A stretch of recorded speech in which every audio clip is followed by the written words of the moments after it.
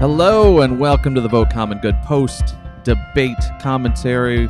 We're talking with faith leaders about what they thought about the debate between the two vice presidential candidates.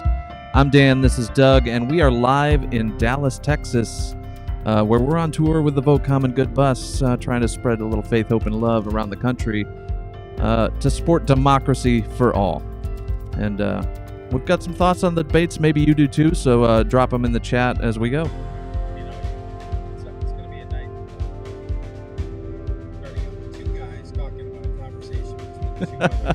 If you didn't get enough of two white guys talking at each other, you're in luck. All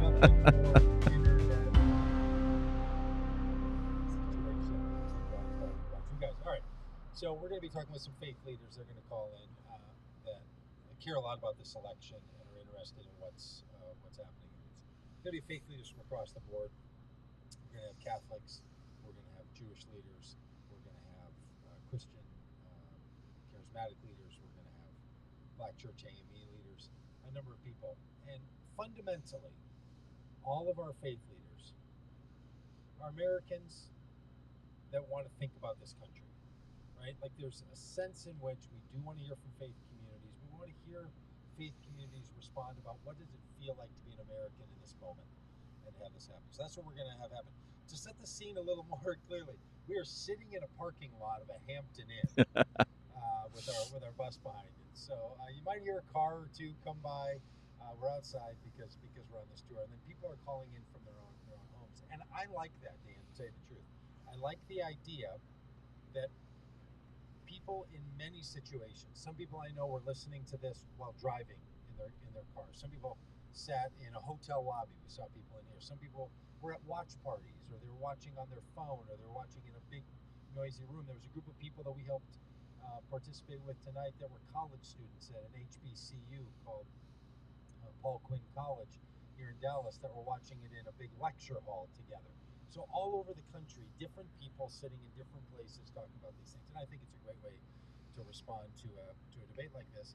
And I'll say right off the bat, I was a little surprised at how little fireworks there were. Yeah.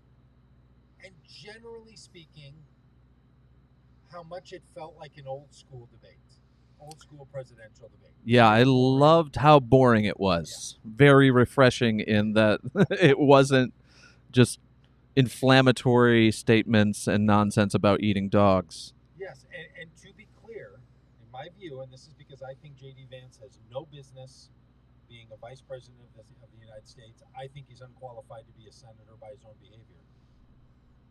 J.D. Vance speaks about these issues differently when he's not in that setting than the way he spoke about them tonight. Right. I've paid a lot of attention to J.D. Vance. Both of me was running as a senator in 2022, and we took a bus very similar to try to do what we could to be sure people knew who J.D. Vance was. And I've listened to him a lot since he's been selected as the vice presidential candidate, and for the last 6 months as he was running for the, campaigning to become the vice president. He has been inflammatory. Mm-hmm. He has been a dishonest person in a dishonest way. Tonight, I felt that he was dishonest. Yeah. In a polite way. Right. But I